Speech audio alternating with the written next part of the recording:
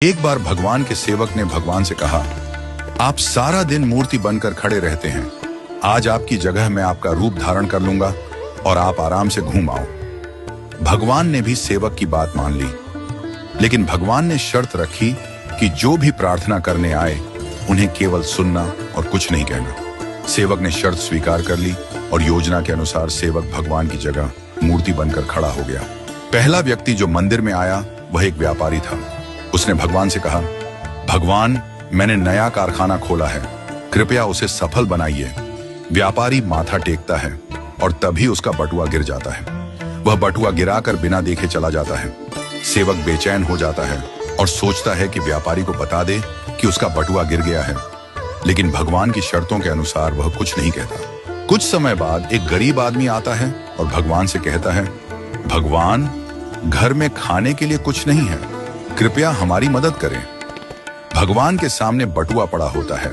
वह गरीब आदमी भगवान का धन्यवाद करता है और बटुआ उठाकर चला जाता है।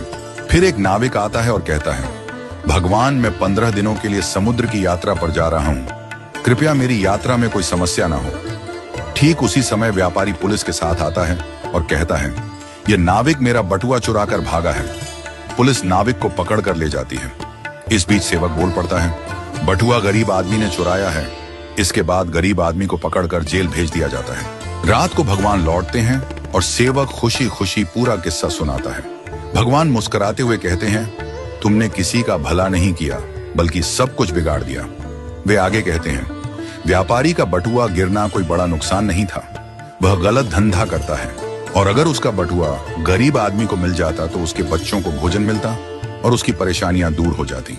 भगवान ने कहा, नाविक जिस यात्रा पर जा रहा था वहां एक तूफान आने वाला था। अगर वह जेल में होता तो उसकी जान बच जाती और उसकी पत्नी विधवा होने से बच जाती। भगवान ने यह भी कहा, कभी कभी जीवन में हमें समस्याएं आती हैं और हम सोचते हैं कि यह हमारे साथ ही क्यों हुआ, लेकिन हमें समझना चाहिए कि इसके पीछे भगवान की योजना होती है।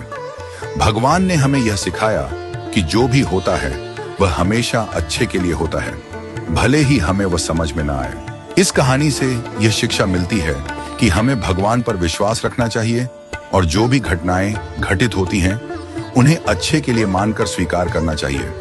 भगवान की योजना हमेशा हमारे भले के लिए होती है और कभी कभी हमें उस योजना को समझने में वक्त लगता है।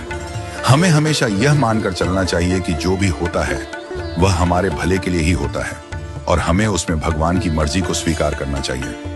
हमें कभी भी किसी स्थिति में निराश या हताश नहीं होना चाहिए, क्योंकि हर घटना के पीछे कोई ना कोई गहरी योजना होती है जो हमारे जीवन को बेहतर बनाने के लिए होती है।